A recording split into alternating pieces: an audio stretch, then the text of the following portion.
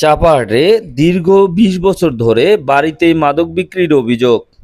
লালমনিরহাটের কালীগঞ্জ উপজেলার চাপারহাট এলাকার উত্তর ৩২ হাজারী গ্রামের দীর্ঘ প্রায় ২ দশক ধরে নিজ বাড়িতে অবাধে বাংলা মদসহ বিভিন্ন ধরনের নেশাদ্রব্য বিক্রি করে আসার অভিযোগ উঠেছে শ্রী বিপুল চন্দ্র মুসি নামে এক ব্যক্তির বিরুদ্ধে।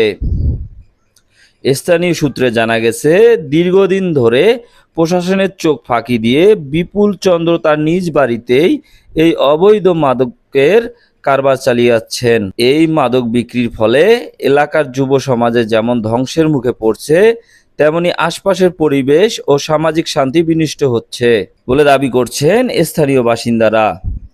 এলাকাবাসীর অভিযোগ, দীর্ঘদিন ধরে এই ব্যবসা চালায় এলাকার সাধারণ মানুষ ও যুব সমাজের মাদকের প্রতি আসক্ত হয়ে পড়ছে। এলাকার সামাজিক পরিবেশ রক্ষা এবং তরুণ প্রজন্মকে মাদকের হাত থেকে বাঁচাতে এই অবৈধ মদ কারবার বন্ধে প্রশাসনের জরুরি হস্তক্ষেপ ও আইনগত ব্যবস্থার দাবি করছেন সচেতন মহল। বিপুল ওই বাংলা মদ বিক্রি করে, তারপরে ইন্ডিয়ান বোতল আছে না, ইন্ডিয়ান মদগুলি, বিদেশি মদগুলি, এগুলো কি জানি নাম বলে, অরেস নাম, আরো শুনি যে হুস্কি বলে আর নাকি আর কি কি নাম জানি কয়, ওরা শুনি।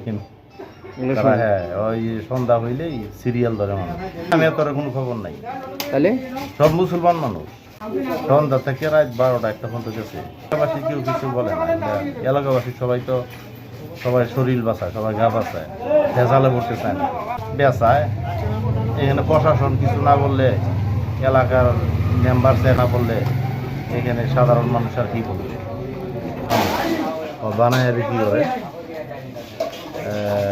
কাস্টমার তো সবসময় যাইতে আছে, খাইতে আছে, আসতে আছে, যাইতে আছে। ওর বাড়িতে বসে খায়, ওর বাড়িতে বসে খায়। একবার ধরছিল, ডিবি পুলিশ ধরে নিয়ে গেছে, ইন্ডিয়া নিয়ে গেছে, ইন্ডিয়া চলে আসছে। তাই নিয়ে যে পুরো চালান দিছে, পুরো যাবে দিয়ে চলে গেছে। না, দোকান নাই তার, সে কিন্তু ওই মদের ব্যবসা করে। আপনার গ্রামবাসী? হ্যাঁ, গ্রামবাসী।